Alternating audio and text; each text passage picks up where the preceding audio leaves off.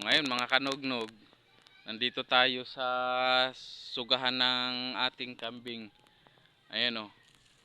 Yan. Malayo kasi sila kaya hindi nyo masyadong nakikita sa video. Ayun yung isa o. Ayun yun.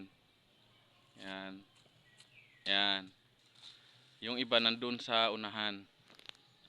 Gaya nung sinabi ko nung nakaraan sa isang video ko, na kung gusto nyong makatipid sa paglilinis ng lote ninyo, kasi may mga matataas na nadamo, edi kung gagastos kayo ng pagpapatabas, palinis, pwede nyong gawin, bumili na lang po kayong kambing muna.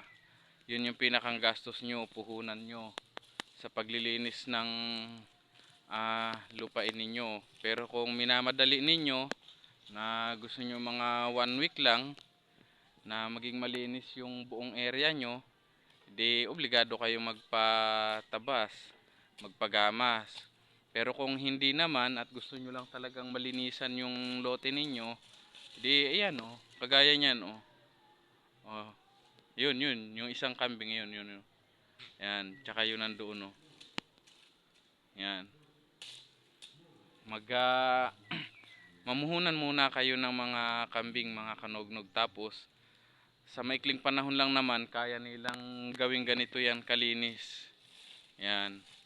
Hindi na kayo magpapatabas, hindi na kayo gagastos ng gasolina, lalo na ngayon ang mahal ng gasolina, mga kanognog.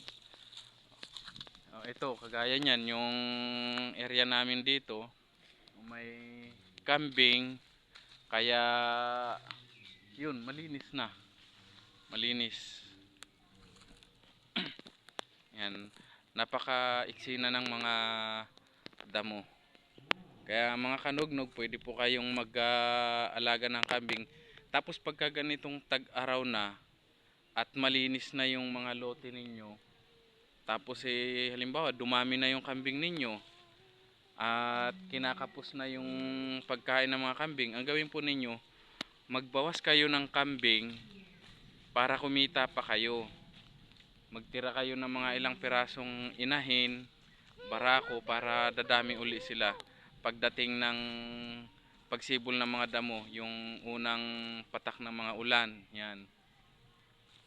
Para yung mga lote ninyo malinis na. Tapos pag dumami yung alaga nyong kambing, pwede kayong kumita. Yun lang po. Ayan, kasi ngayon nandito ako sa kambingan. Yan, sa sugahan ng mga kambing namin dito. Kaya yun, naalala ko lang po ulit na ipakita sa inyo itong ganitong lugar. Malinis na, napaka-iksi na mga damo. Yan, gustong gusto ng mga kambingan yung mga bagong sibol. Okay mga kanognog,